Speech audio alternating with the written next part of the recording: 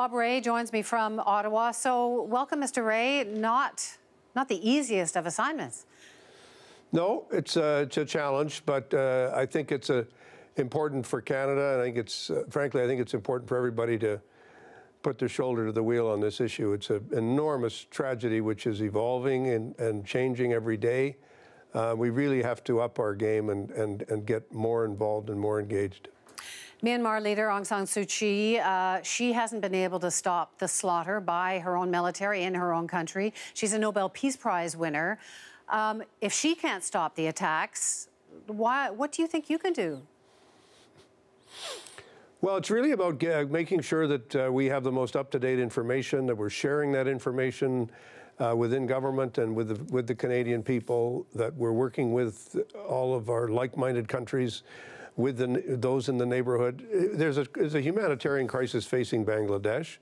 There's a serious civil conflict underway in Myanmar, which I think is not fully understood, needs to be more widely understood.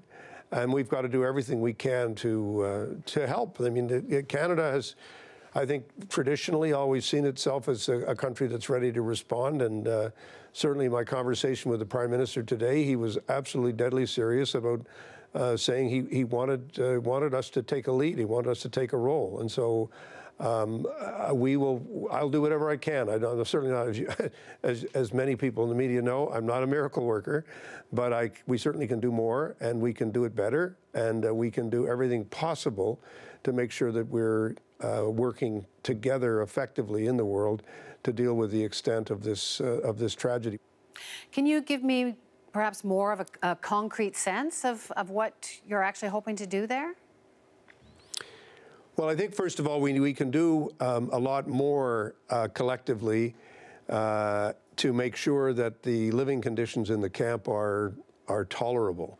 And we need to bring more attention to what's happening in the camp and the fact that it is now the largest refugee camp anywhere in the world, that it's growing in numbers, and that the size and dimensions of this thing have to be more widely appreciated. The government announced today that it's doing more.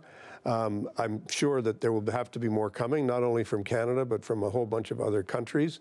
So that's on the immediate issue as it affects the refugees. We then need to deal with the extent of the challenge inside Myanmar.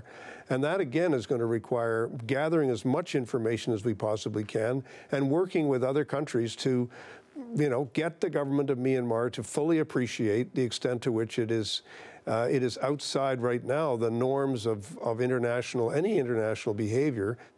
It's been argued that the strongest message that Canada could send here would be to revoke Suu Kyi's honorary Canadian citizenship. What do you think? Well, I'm going to, in a sense, I'm going to duck that question because it really is one that's in front of the government is going to have to deal with that question, and I think it's going to be up to Parliament as well to make a decision about that. I think it's fair to say that when the honorary citizenships were created, there wasn't a lot of attention paid to, well, what do we do if we decide to revoke one of these things? There's no process particularly for it.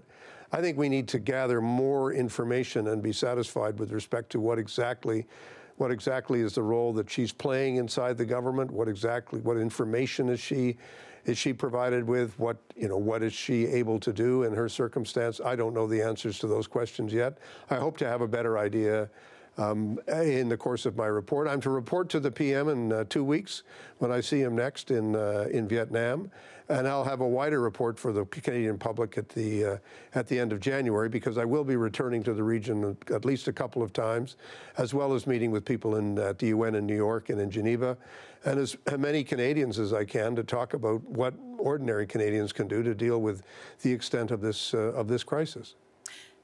You say you want to duck the question, but you are the envoy.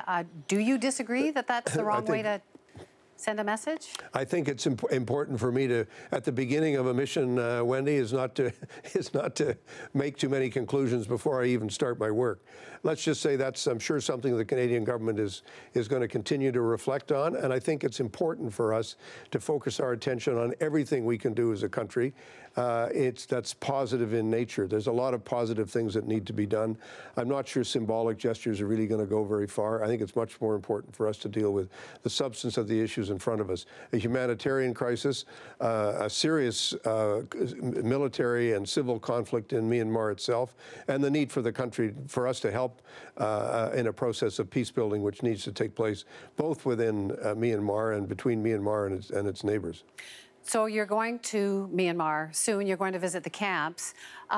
Will you be able to go beyond? Will you be able to see what's happened in Rakhine State? And if you do, you'll just be escorted by the military. Won't you just see what they want you to see? Well, you can't go into Rakhine State without being escorted. That's a reality. What exactly will be the circumstances of what I'll be allowed to do and see, I don't know. I was there 4 months ago in the south. I did have lots of meetings in Yangon and in the capital, Naypyidaw. And I believe very strongly that we have a lot of basic information coming out of Rakhine State. We have a lot of NGOs that are still working on the ground. There are text messages and cell phones and lots of information that's getting out. None of it's good. It's all very, very difficult. Some of it is quite frightening, actually. And we need to work much, much harder at making sure that people are safe inside Myanmar and that people are safe inside the camp. Quite a daunting task. Thanks so much, Mr. Rae. Yeah, it's not easy, but it's got to be done. Thank you. Appreciate it, Wendy.